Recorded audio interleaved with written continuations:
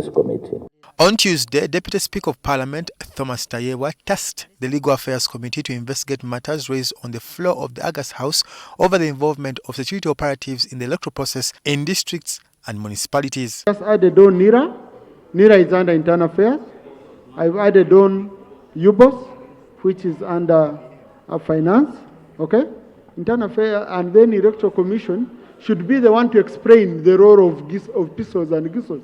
How did it allow them in? The Electoral Commission, UBOS and NIRA had an interface with the Parliamentary Committee on the matter. Chairperson Electoral Commission, the requirement of DISO, PISO and everything doesn't arise. They have no business in this process. Why? Because NIRA will have already verified the citizenship of a person. The involvement of the security personnel that you have been pointed out, and which is rightfully so, can only be done at the time when NIRA is exercising its mandate, and that is of registration of persons. That's when all this security screening ought to be done. The committee members raised a concern over 40 kits from NIRA that were handed to the Electoral Commission for use. End life, end support. So the record should read, NIRA is decommissioning useless equipment and dumping this equipment on the Electoral Commission. If you are relying on equipment that is end life and end support, very thin on the ground, and you still want to say you cannot see a reason to extend time for Ugandans to register? Yes, we take the flak, we take the blame, like now, where the kids are having issues, the Electoral Commission is taking the blame.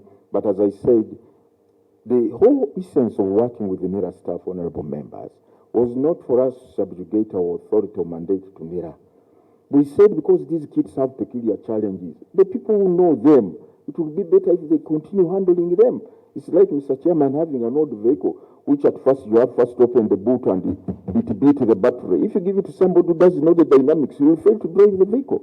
So that's why we said, in this particular instance, given our symbiotic relationship with the NIRA, can we have the people who have been running this equipment to manage them? Not because they have taken over the whole process of registration or updating the register.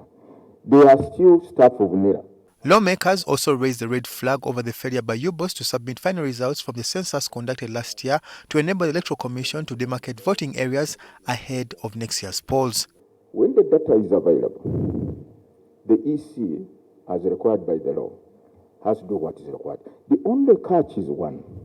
At what point in time is the data being availed in the context of the roadmap? What if we are heading for nominations and then the data becomes available? Do we go now to redemarcate when we are going for nominations? The committee is now tasking UBOS to come up with a deadline as to when the final results will be published. Can we have a particular deadline or date of communication from UBOS to Electoral Commission? Because as far as we are all aware, all the cities that were created by the 10th Parliament, none of them has. It's true, we should have data up to village level. One of the reasons why we have not yet released the information below the district is that we would first of all like to have all the information released for all sub-counties and parishes in the country.